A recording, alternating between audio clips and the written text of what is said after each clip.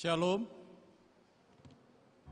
Bapak Ibu, Saudara-saudari yang terkasih, kini saatnya kita masuk ke dalam ibadah penyembahan. Untuk itu, mari kita rendahkan hati dan menyerahkan diri dengan berseteduh sejenak.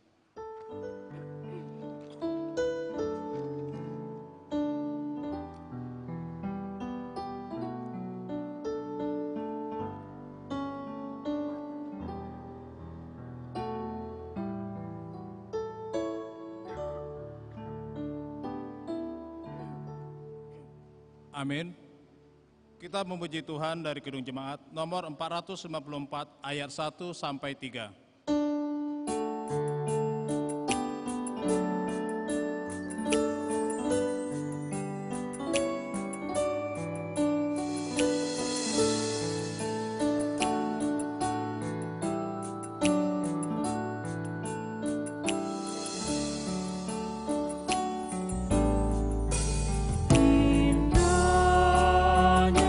Saat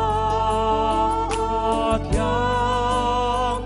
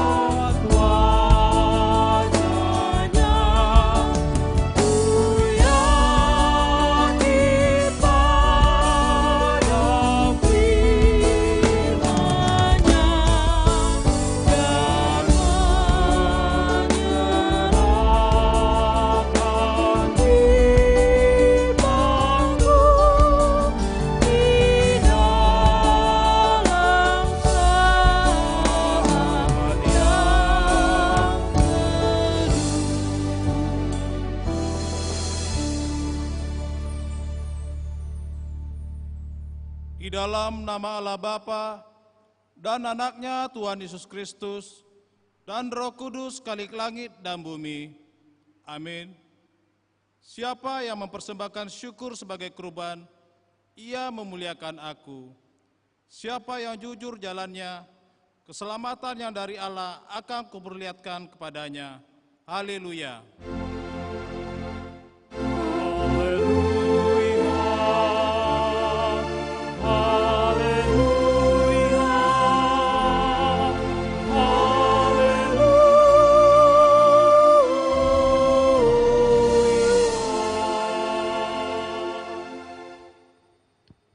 Kita berdoa. Ya Tuhan Allah yang Maha Kuasa dan Maha Pengasih, kami merendahkan diri di hadapan-Mu dan memohon kepadamu, limpahkanlah kasih-Mu kepada kami, dan terangilah hati kami dengan Roh-Mu, agar kami meninggalkan segala dosa dan pelanggaran. Lembutkanlah hati kami untuk menyambut dan mendengarkan firman-Mu yang kudus, supaya firman-Mu berdiam di dalam hati kami. Tolonglah kami untuk melakukan apa yang sesuai dengan kehendak-Mu, agar segenap hidup kami menjadi persembahan yang kudus di hadapan-Mu. Di dalam nama Yesus Kristus Tuhan kami. Amin. Jemaat silakan duduk. Kita memuji Tuhan dari Kidung Jemaat nomor 417 ayat 1 sampai 2.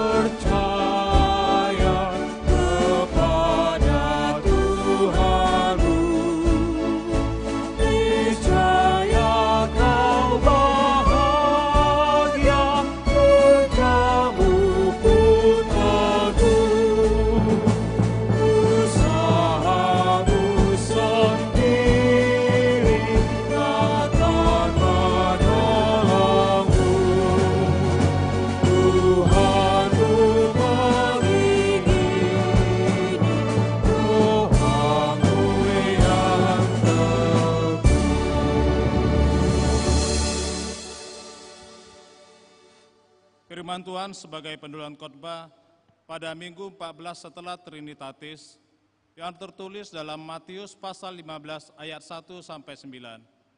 Matius pasal 15 ayat 1 sampai 9. Marilah kita membaca secara bergantian dan ayat terakhir kita membacanya bersama-sama. Demikianlah firman Tuhan, perintah Allah dan adat istiadat Yahudi.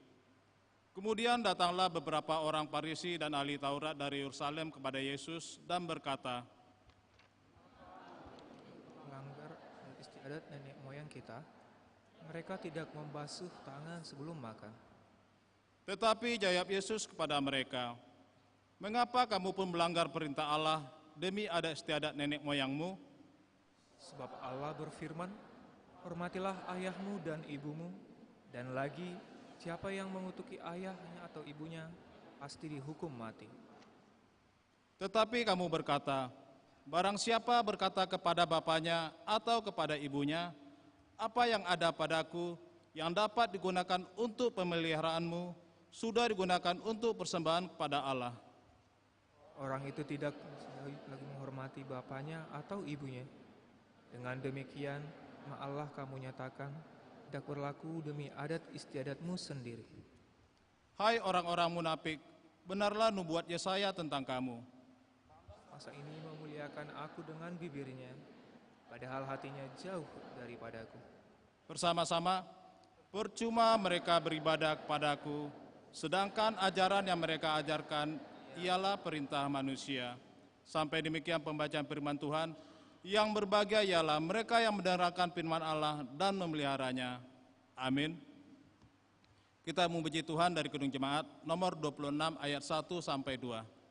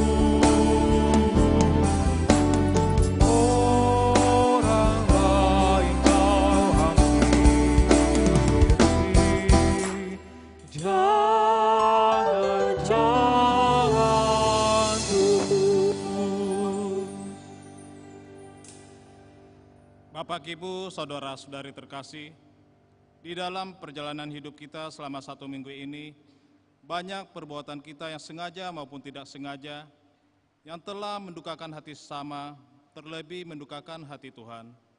Saat ini, kita diberikan kesempatan untuk mengakui dan menyesali dosa-dosa kita di hadapan Tuhan. Marilah kita berdoa dalam hati kita masing-masing.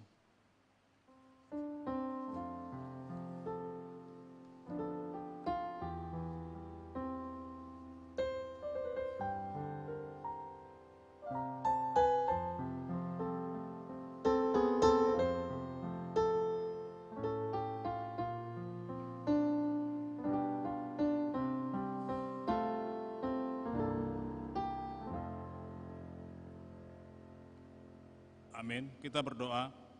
Bapa kami yang di surga, dalam nama Yesus Kristus Tuhan kami, Engkaulah Tuhan yang Maha Kuasa kalik langit dan bumi, dan sumber segala kebenaran dan keadilan untuk menghakimi umat manusia. Kami datang bersembah sujud di hadapan-Mu untuk menyesali dosa dan pelanggaran kami terhadap hukum-Mu. Kami sering menuruti godaan iblis dan tabiat kami yang jahat. Sepantasnya lah kami menerima ganjaran sesuai dengan pelanggaran kami. Tetapi kami telah sadar akan kejahatan kami, sehingga kami datang ke hadapan-Mu untuk menyerahkan diri dan menyesali segala dosa kami. Tolong dan kasihanilah kami, ampunilah segala dosa dan pelanggaran kami. Ya Roh Kudus, terangilah hati kami dan teguhkanlah kami untuk melakukan apa yang berkenan kepadamu, sampai kami beroleh hidup yang kekal.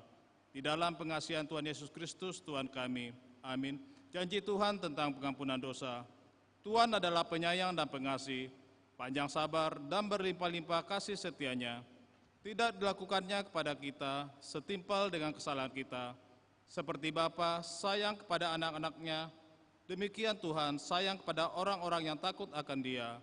Segala kemuliaan bagi Allah di tempat yang maha tinggi. Amin. Jemaat silakan duduk.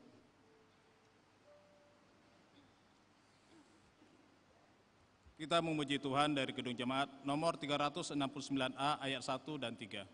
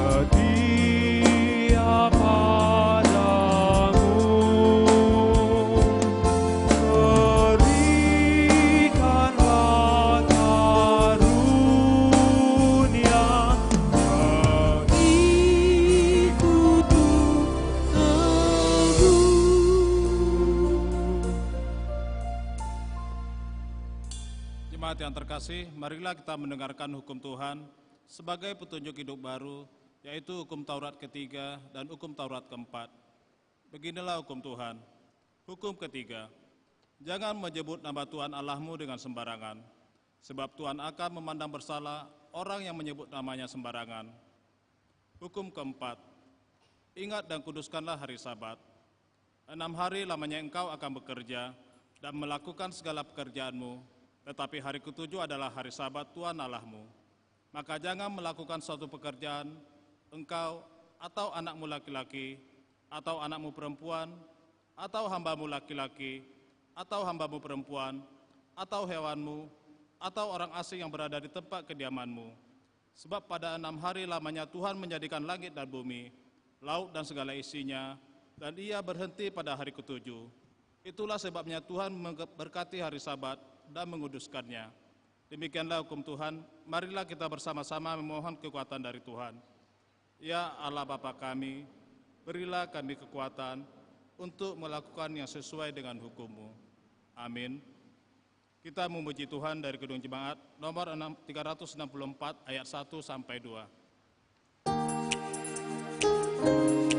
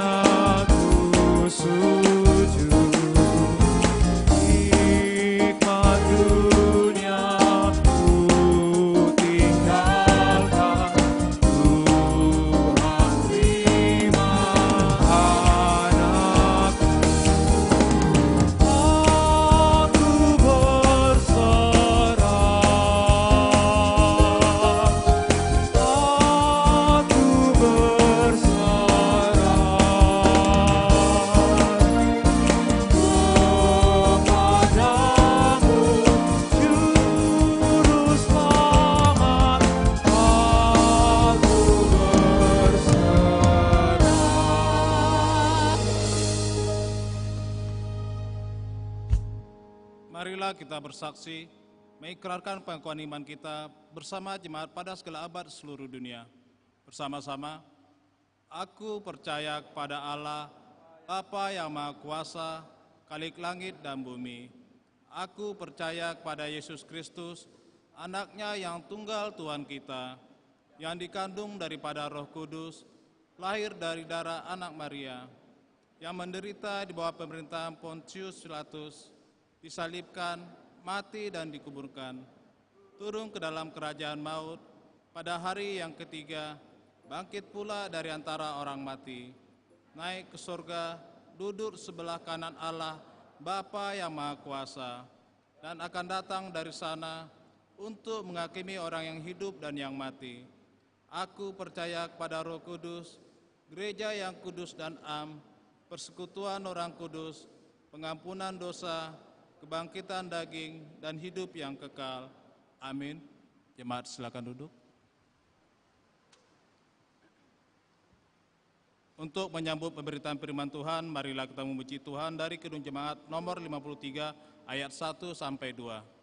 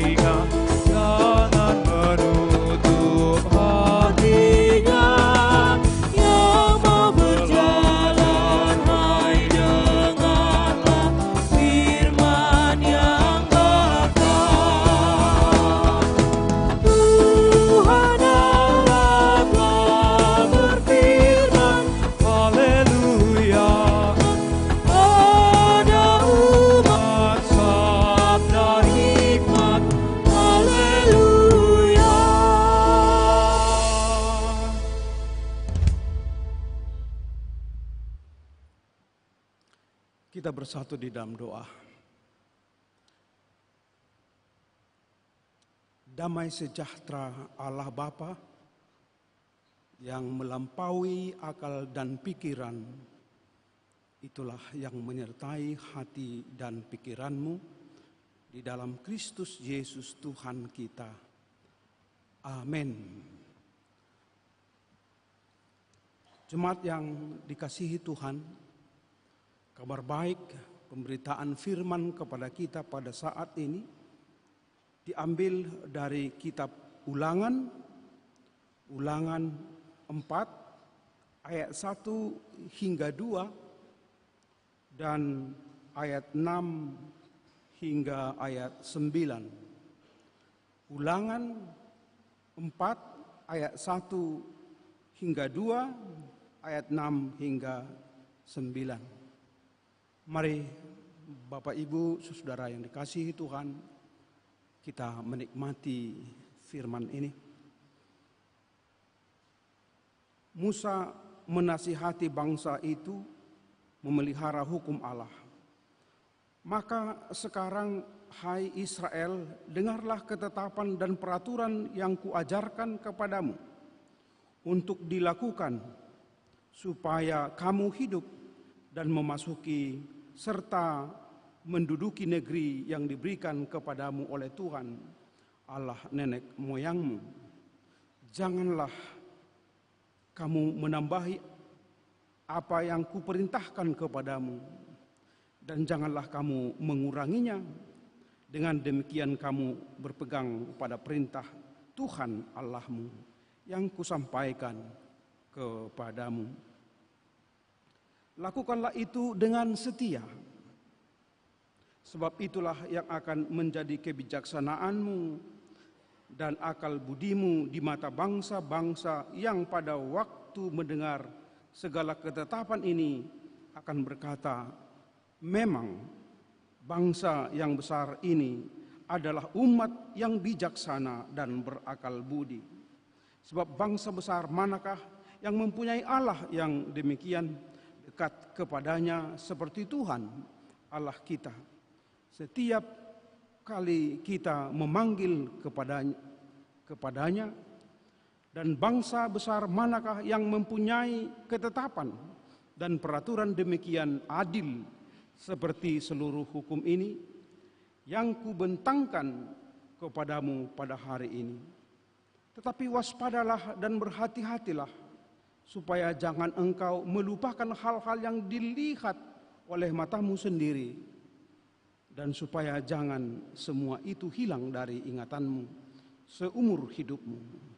Beritahukanlah kepada anak-anakmu dan kepada cucu cicitmu semuanya itu. Demikian firman Tuhan kepada kita. Bapak, Ibu, Saudara yang dikasihi Tuhan, sebelum masuk dalam pemberitaan firman Tuhan ini,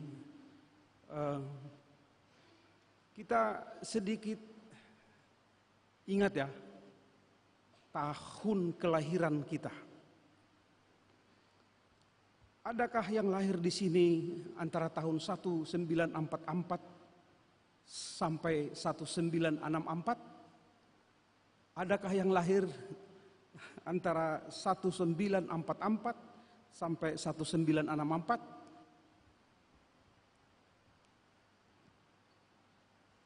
Kalau ada berarti dia itu sekitar 57 tahun. Ada Bapak Ibu? Gak ada ya.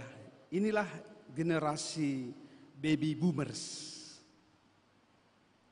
Kemudian adakah yang lahir antara tahun 1965 sampai 1980?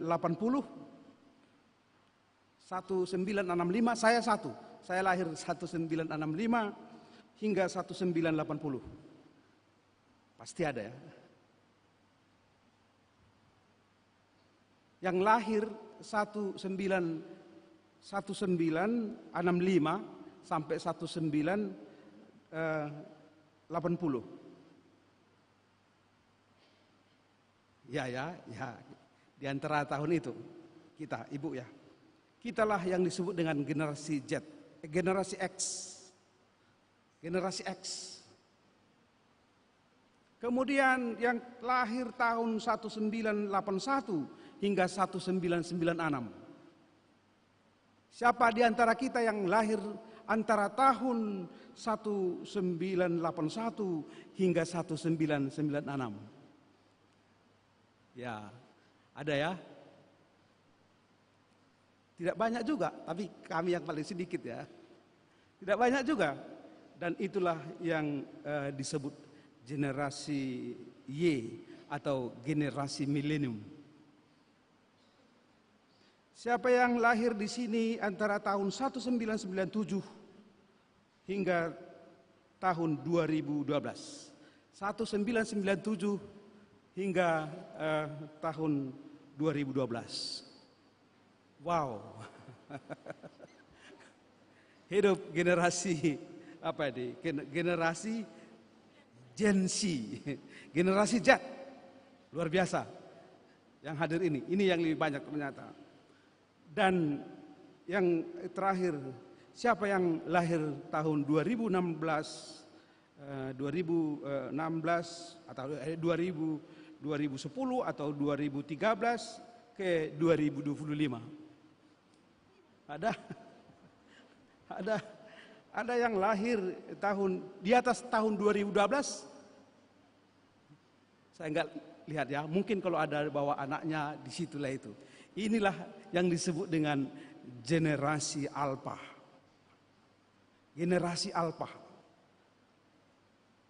Nah, Bapak Ibu Saudara yang dikasihi Tuhan, ternyata yang angkat tangan tadi itu, kita yang hadir di sini, semuanya kebanyakan adalah generasi apa? Generasi Z, Gen Z. Tahu Bapak Ibu, apa ciri khas dari generasi Z? Kalau nggak tahu, lihat nanti di Google ya. Tapi satu hal, generasi Gen Z ini adalah generasi yang di sana senang, di sini senang. Artinya bisa dia diombang-ambingkan keadaan kalau tidak tekun, kalau tidak taat. Di sini ada kebenaran, di sana ada kebenaran. Semua memiliki kebenaran. Jadi ada relativisme. Bapak Ibu, itu adalah tantangan. Kalau sebagai orang Kristen, tentu statement kita, pengakuan kita, imanku di dalam Yesus inilah kebenaran. Inilah yang kuikuti, inilah komitmenku untuk selama-lamanya. Ada amin? Iman kita, walaupun ada ya mengatakan di sana senang, di sini senang, tapi orang yang merasakan bagaimana Tuhan itu dalam hidupnya, dia akan tetap setia walaupun ada tantangan. Itu yang pertama, Bapak Ibu. Untuk memahami pemberitaan firman ini, saya hadirkan ada 4 huruf. 4 huruf. Huruf pertama yaitu K. Apa itu K? Konteks. Apa konteks pemberitaan firman Tuhan ini? Yang kedua ada O, yaitu observasi. Apa yang bisa kita observasi melalui pemberitaan firman ini?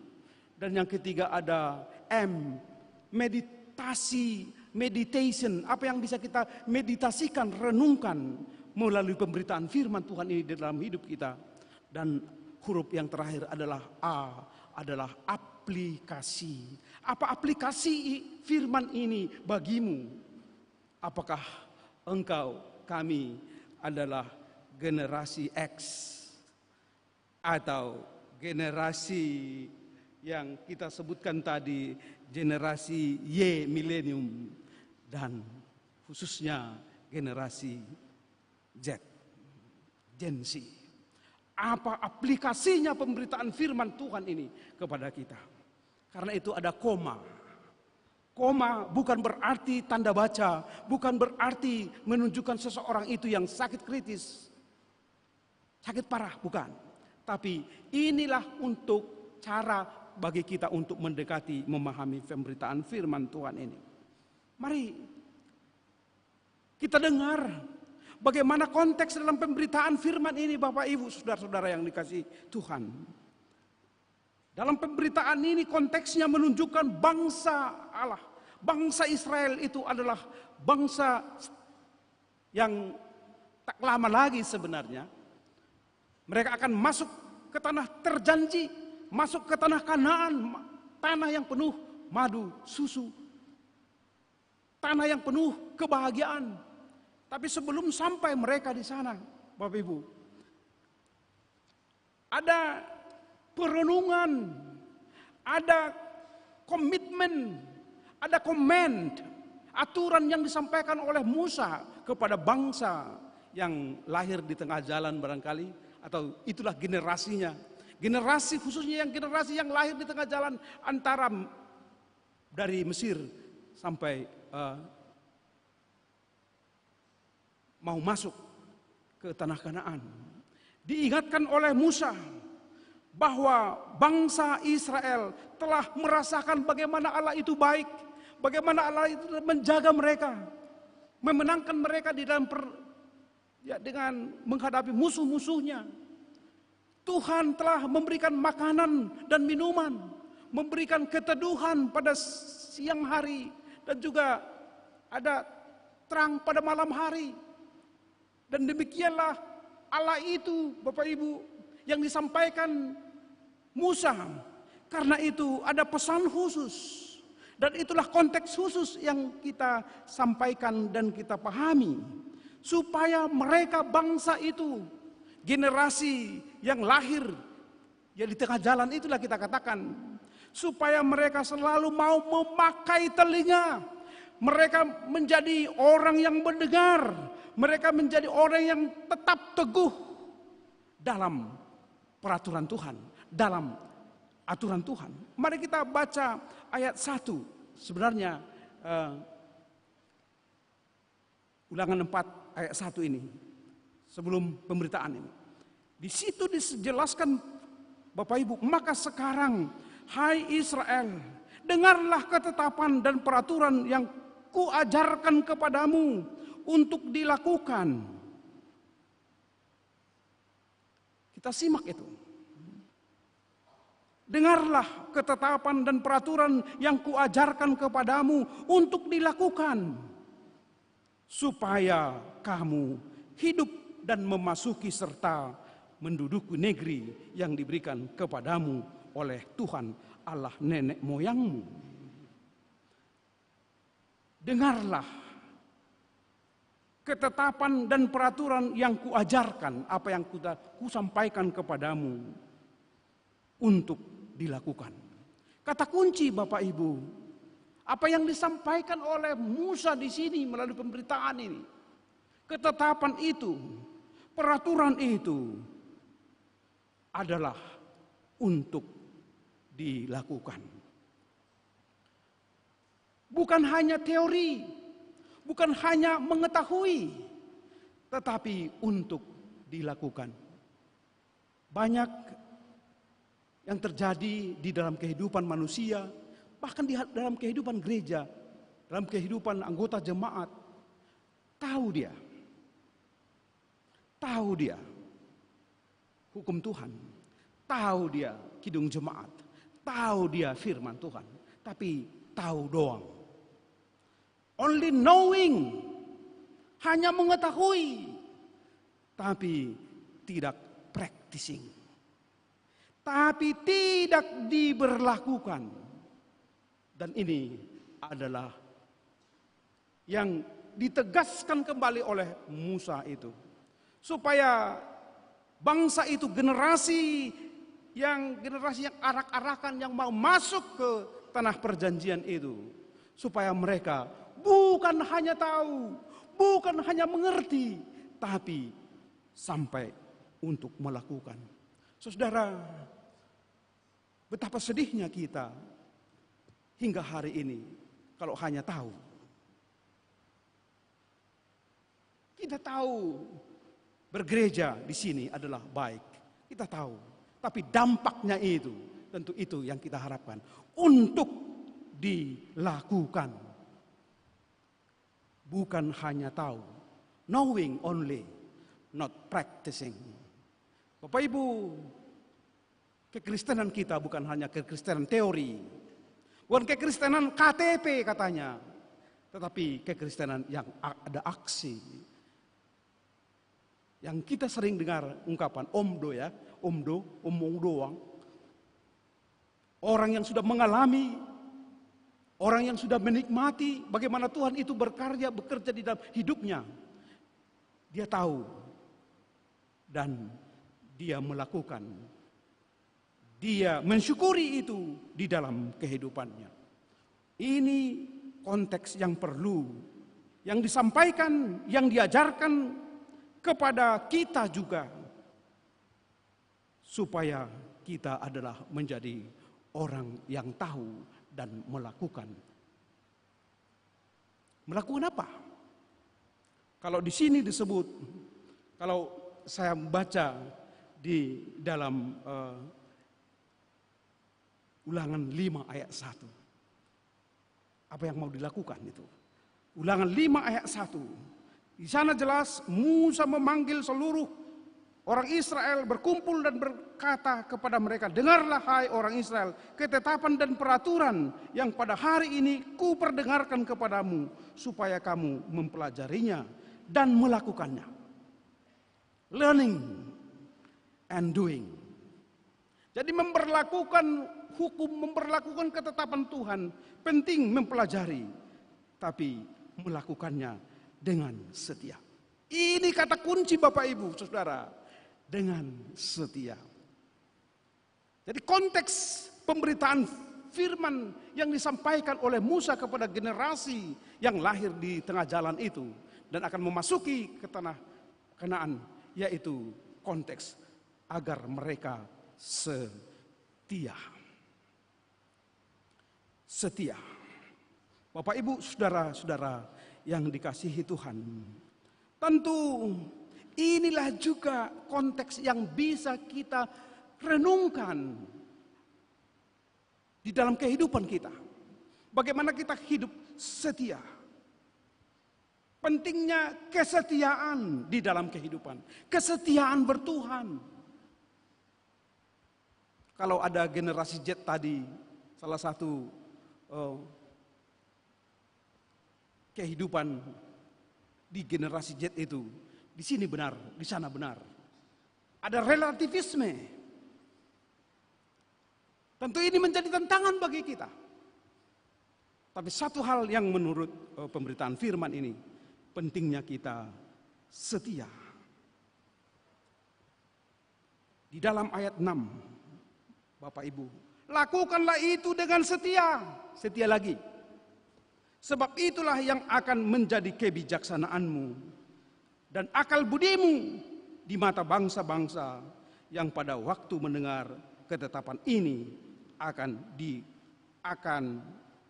ketetapan ini akan berkata, memang bangsa yang besar ini adalah umat yang bijaksana dan berakal budi. Secara sederhana, Bapak Ibu, orang yang setia di dalam hidupnya kepada Tuhan, setia di dalam pekerjaannya, setia di dalam keluarganya, ini menjadi ciri pencerminan dari umat yang bijak dan berakal budi. Ada amin. Orang yang setia ternyata masuk kategori orang yang bijaksana dan berakal budi. Tapi kalau kita hadapkan dengan kehidupan sekarang ini, yang setia justru dipertanyakan di dalam kekeluargaan, di dalam keluarga. Kalau tidak tekun, kalau tidak mendalami, memahami dan memberlakukan firman Tuhan, kesetiaan itu kabur. Kesetiaan bersuami istri itu kabur. Padahal dijelaskan, diharapkan bagi orang percaya, yaitu setia. Setia. Dan bukti kesetiaan itu nampak di dalam kehidupan kita. Apakah kamu sebagai mahasiswa? Apakah kamu sebagai ibu rumah tangga? Apakah kita sebagai pekerja? Bahkan mungkin sudah generasi yang lebih tua, bukan generasi Z. Tapi apapun identitas pekerjaan kita diharapkan menjadi orang yang setia. Ini konteksnya, konteks yang pertama. Baru yang konteks yang kedua, Bapak Ibu. Kalau kita observasi pemberitaan firman Tuhan ini, kita observasi teks yang kita dengar dan baca tadi. Ini menjadi pembelajaran, good lesson, pembelajaran bagi kita dan juga kita diingatkan. Bahkan mengingatkan itu ada bagian dari teguran peringatan kepada kita saat ini. Kenapa? Karena jelas disebut bahwa ternyata orang yang tidak dengar-dengaran dengan ketetapan Tuhan, orang yang mengabaikan perkataan, pernyataan, ketetapan yang sudah ditetapkan oleh Tuhan, konsekuensinya jelas Bapak Ibu. Mari kita baca itu dari ayat 3. Ini tidak bagian dari teks, tapi ini mengantarai di dalam teks ini. Ayat 3, jelas kita sebutkan seperti itu. Mari baca Bapak Ibu. Matamu sendiri telah melihat apa yang diperbuat Tuhan mengenai Baal Peor. Sebab Tuhan Allahmu telah memunahkan dari tengah-tengahmu semua orang yang mengikuti Baal Peor. Konsekuensinya yang mengabaikan ketetapan yang diajarkan Tuhan atau mengabaikan firman Tuhan, di sini dijelaskan dengan nyata Allahmu telah memunahkan dari tengah-tengahmu semua orang yang mengikuti Baal Peor. Baal Peor itu adalah ilah yang disembah oleh orang lain, tapi justru bangsa Israel juga tergoda untuk itu. Sehingga sembahannya bukan lagi Yahweh, tapi sudah menjadi Baal Peor. Dan konsekuensinya yang mengabai firman Tuhan, ketetapan Tuhan, ini disebut jelas, yaitu mereka akan dimusnahkan. Semua, kata semua Bapak Ibu, Allahmu telah memunahkan dari tengah-tengahmu semua orang yang mengikuti Baal Peor. Jadi ini peringatan juga bagi kita. Dalam hidup kita saat ini banyak Allah, ilah-ilah lain. Banyak. Dan ini juga mengingatkan kita agar Allah yang kita sembah adalah Allah di dalam Yesus Kristus. Bukan kekuatan-kekuatan lain, walaupun mungkin ada orang menganggap itu hebat, itu luar biasa, tetapi kepada kita diingatkan, disampaikan bahwa kita setia, kita dengar-dengaran kepada Allah Yahweh.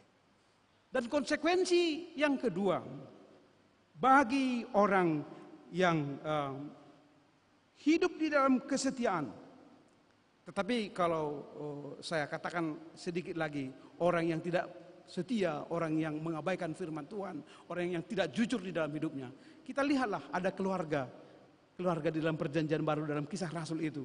Ada keluarga Ananias dan Safira yang tidak jujur, hancur, babak belur, menderita, pasutri, pasangan suami istri, karena mereka tidak jujur di hadapan para rasul. Mereka menderita karena ketidakjujuran, karena tidak sesuai dengan ketetapan Tuhan. Tetapi sebaliknya orang yang hidup, orang yang berpaut, orang kalau kita sebutkan orang yang berpegang kepada perintah Tuhan, jelas juga disebutkan itu bahwa mereka akan, tadi ayat 1, mereka akan masuk. Mereka akan hidup. Yang pertama, supaya kamu hidup dan memasuki serta menduduki negeri yang diberikan kepadamu oleh Tuhan, Allah nenek moyangmu. Berarti kita hidup. Kita hidup dan masuk ke dalam negeri yang Tuhan akan sediakan bagi setiap orang percaya. Kita hidup ini, hidupnya kita ini kan.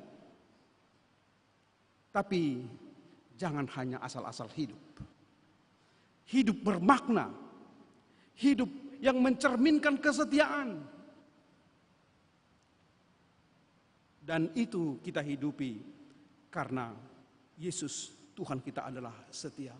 Saya sangat senang sekali menyatakan kisah Rasul 17 ayat 28 itu. Kisah Rasul 17 ayat 28 jelas menyatakan bahwa di dalam Dia kita hidup. Di dalam Dia kita bekerja. Di dalam Dia kita ada. Dan kita hidup sampai saat ini, Bapak Ibu. Kita hidup, kita ada hingga saat ini adalah karena Tuhan kita.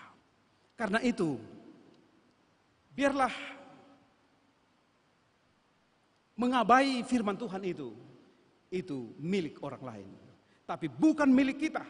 Karena konsekuensinya jelas. Orang yang mengabai firman Tuhan di dalam kehidupan ini, Allah akan memusnahkan mereka semua. Dan ini menjadi peringatan yang keras kepada kita.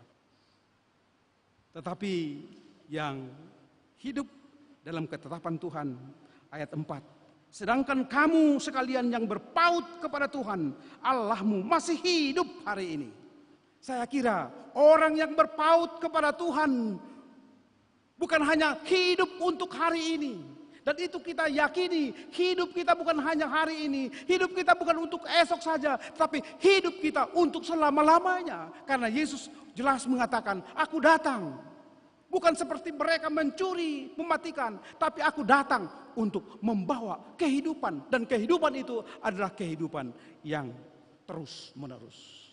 Dan itu yang kita yakini, dan itu yang meneguhkan kita supaya di dalam hidup kita, hidup berpaut dengan firman Tuhan. Karena itu,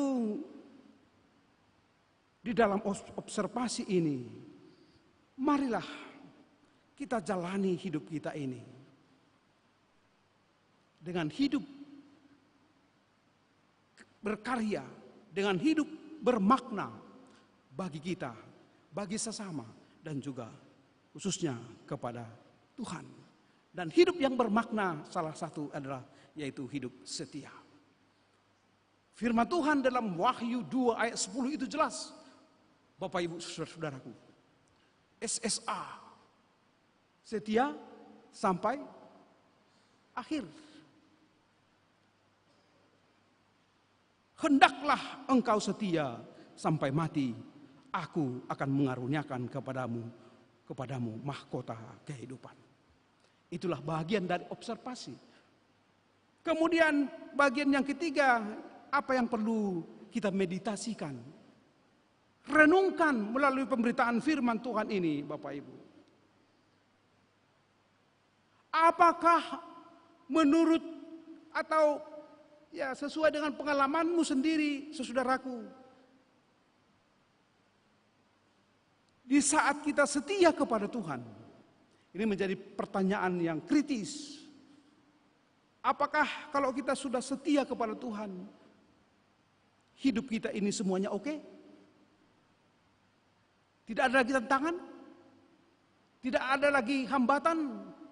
Tidak ada lagi sakit, penyakit, kesulitan di dalam hidup? Sebagai mahasiswa, sebagai dosen, tidak ada lagi tantangan? Tentu kalau ada pemahaman kalau aku setia, aku berlindung kepada Tuhan, tidak akan ada tantangan lagi. Itu pengajaran yang salah. Itu pengajaran yang salah. Karena apa, saudara? Karena orang yang betul percaya, betul melakukan pemberitaan firman Tuhan, ketetapan Tuhan, dia setia. Tetapi walaupun dia setia, dia juga menghadapi tantangan. Dia juga diperhadapkan dengan sakit penyakit. Pendeta juga diperhadapkan dengan sakit penyakit. Bahkan ada di jemaat kami, Bapak Ibu, dia sudah beberapa kali periode sebagai pemimpin di jemaat. Pernah menjadi bendahara jemaat 2 periode.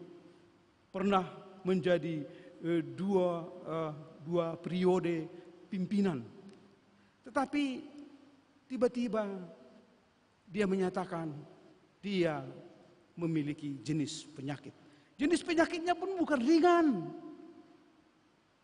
Penyakit kanker. Dan penyakitnya itu juga, kanker itu bukanlah stadium pertama, tapi stadium 4. Bayangkanlah Ibu, Bapak Ibu. Dengan keadaan itu, dia berkata, Mengapa ini semua terjadi? Aku udah begini. Aku udah berikan hidupku, waktuku, pelayananku di jemaat. Tetapi kanker yang stadium 4 ini ada di dalam tubuhku.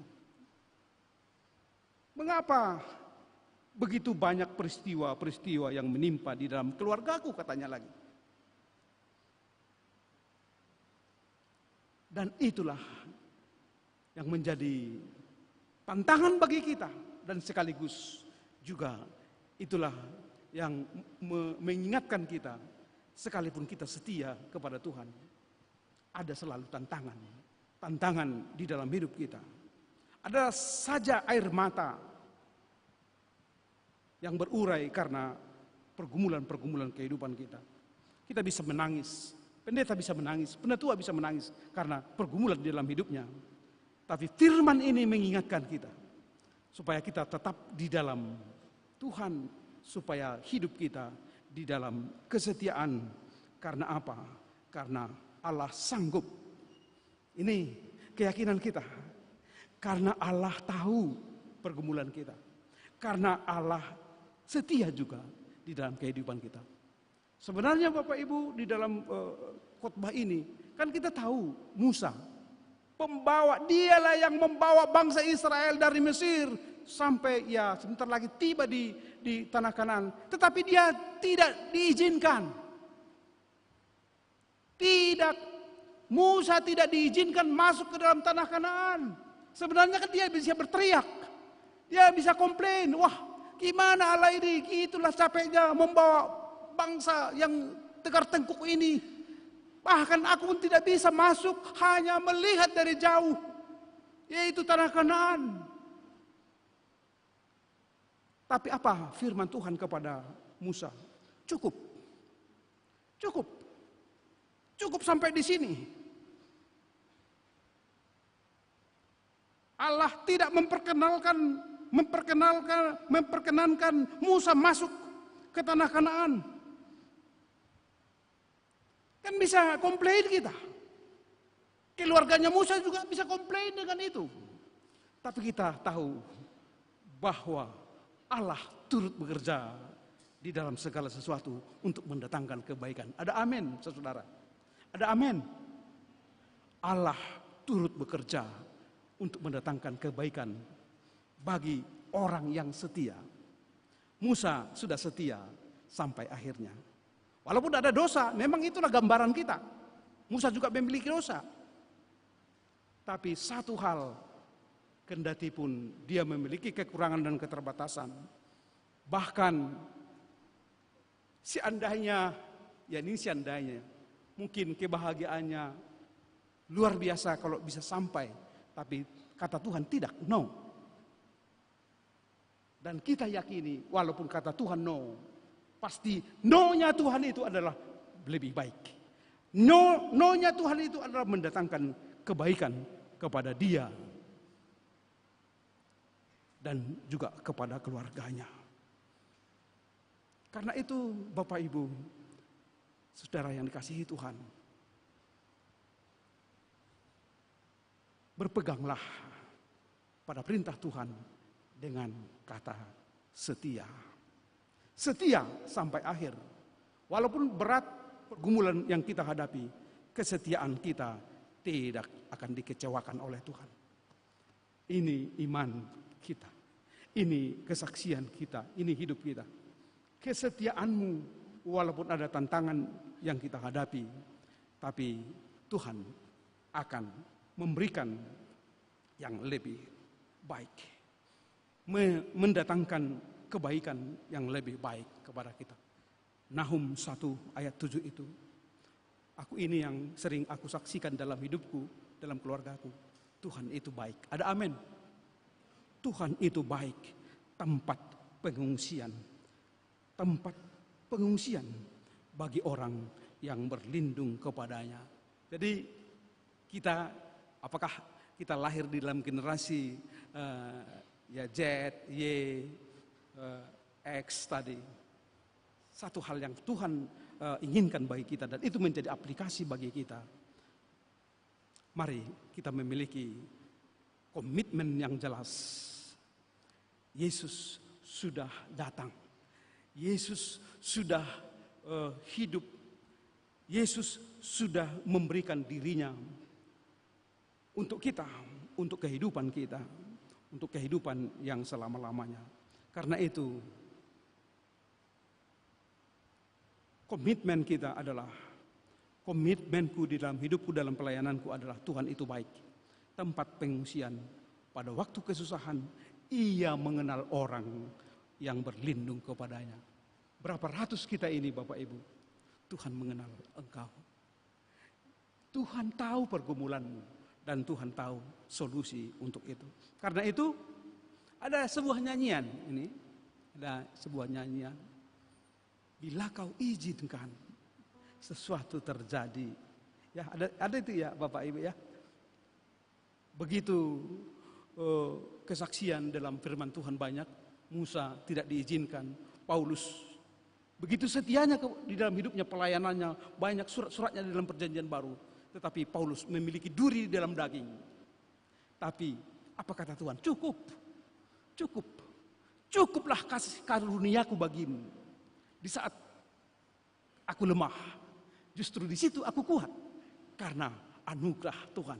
Dan itulah juga menjadi aplikasi bagi kita, saudara, di dalam perjalanan hidup kita, bahwa Tuhan itu baik.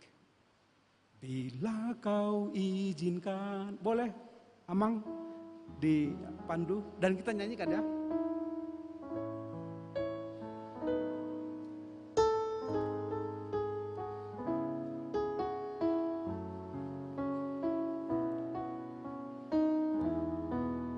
Kita nyanyikan. Bila kau izinkan sesuatu terjadi, percaya semua untuk kebaikanku. Bila nanti telah tiba waktuku, ku percaya kuasamu memulihkan hidupku. Waktu Tuhan pasti yang terbaik.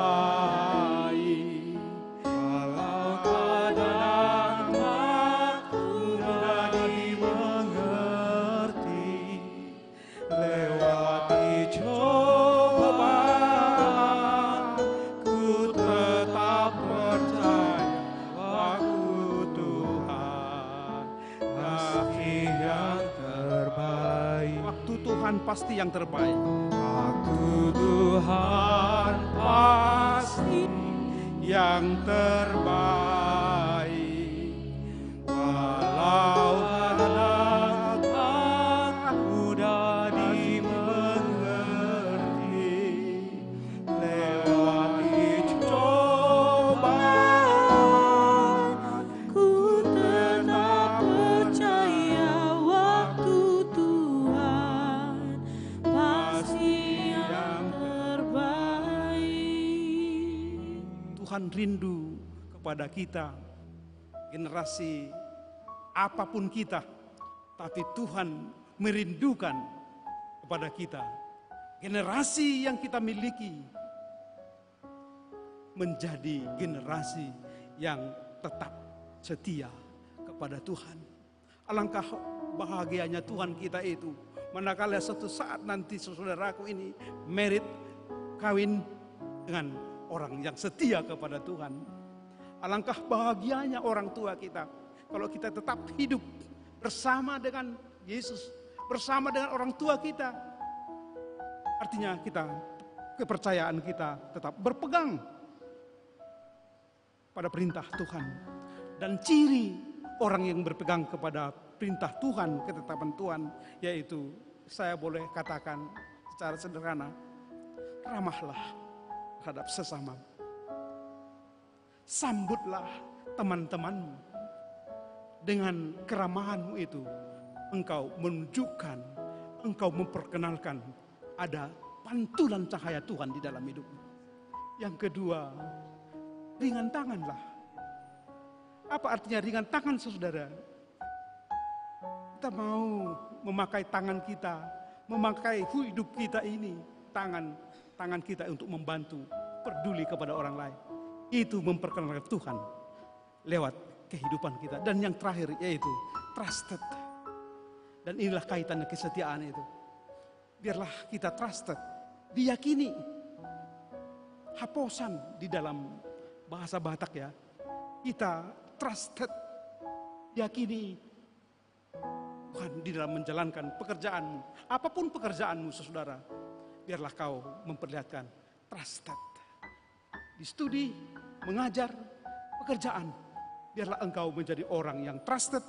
Dan ingat, apa kata firman Tuhan dalam Yeremia 17 ayat 7 itu.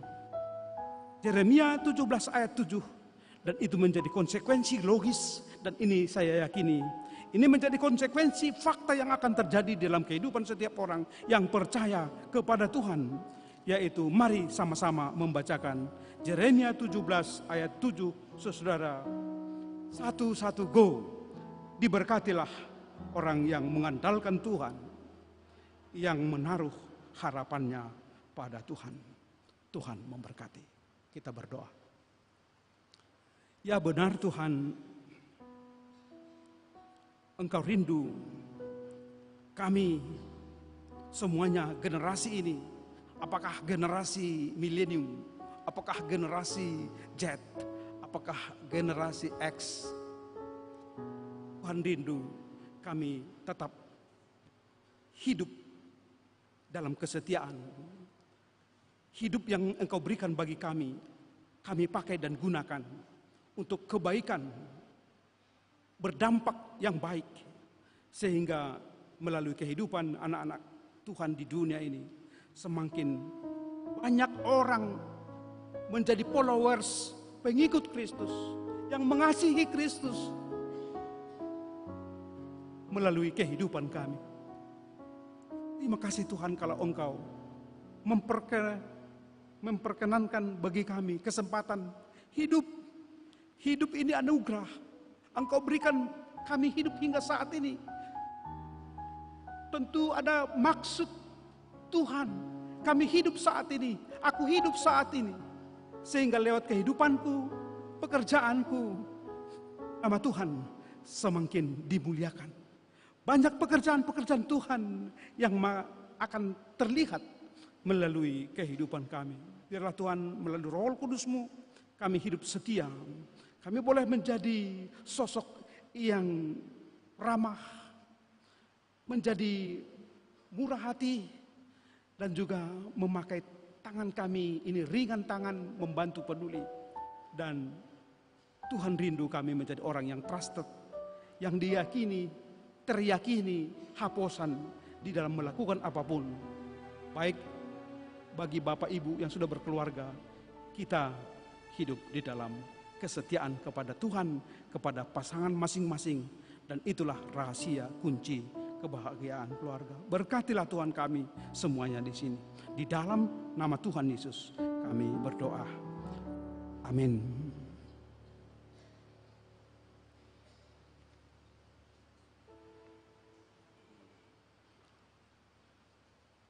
Mari kita respon pemberitaan firman dengan kidung pujian.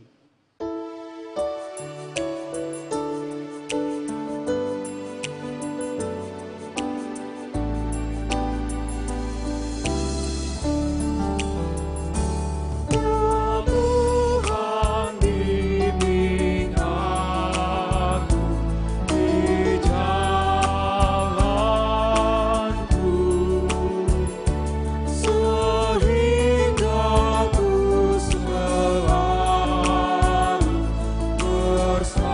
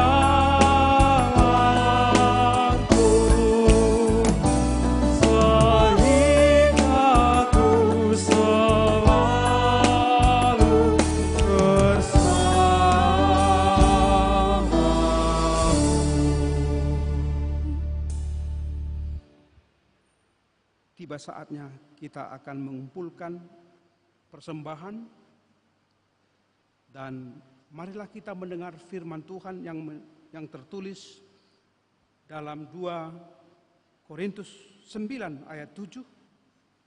Hendaklah masing-masing memberikan menurut kerelaan hatinya, jangan sedih hati atau karena paksaan, sebab Allah mengasihi orang yang memberi dengan sukacita. Marilah kita mengumpulkan persembahan.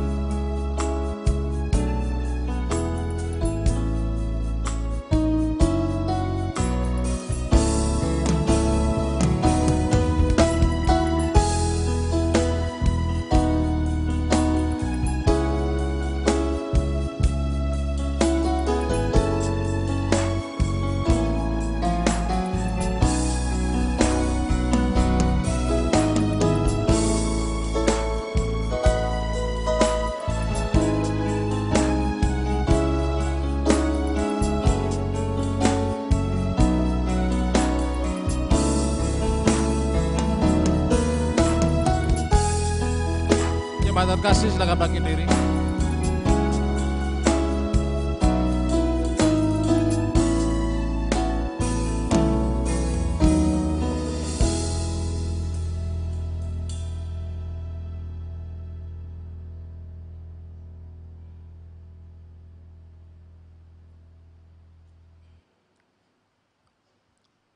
Marilah kita berdoa.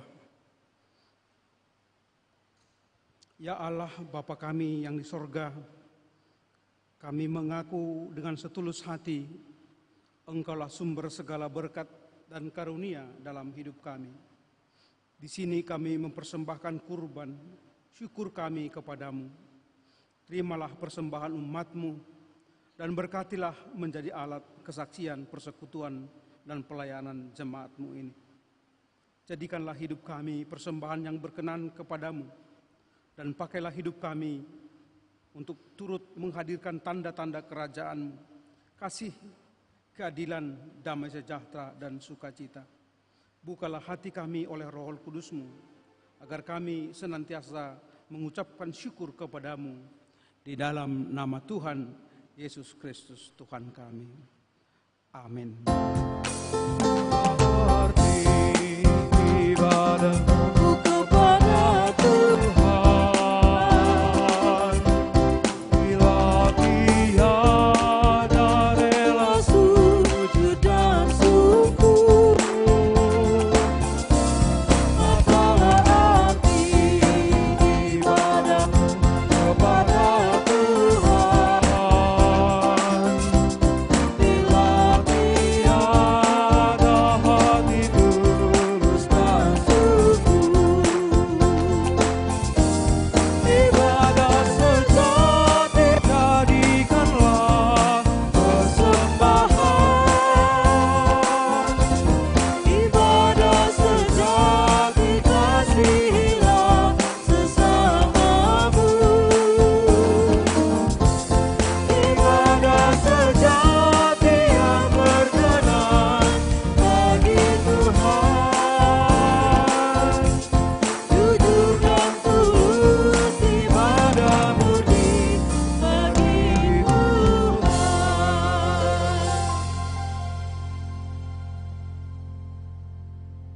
Bapa kami yang di sorga, dikuduskanlah namamu. Datanglah kerajaanmu, jadilah kehendakmu di bumi seperti di sorga. Berikanlah kami pada hari ini makanan kami yang secukupnya, dan ampunilah kami akan kesalahan kami, seperti kami juga mengampuni orang yang bersalah kepada kami. Dan janganlah membawa kami ke dalam pencobaan, tetapi lepaskanlah kami daripada yang jahat.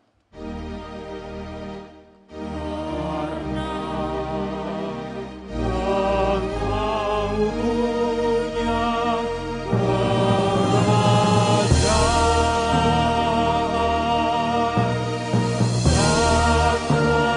kemuliaan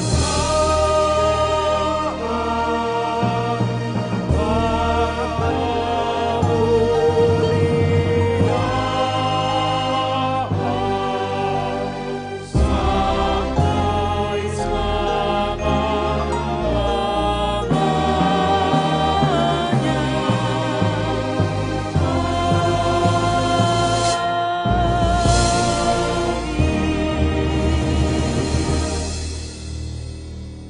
Jemaat yang dikasihi Tuhan, pulanglah dengan damai sejahtera dan terimalah berkat dari Allah kita.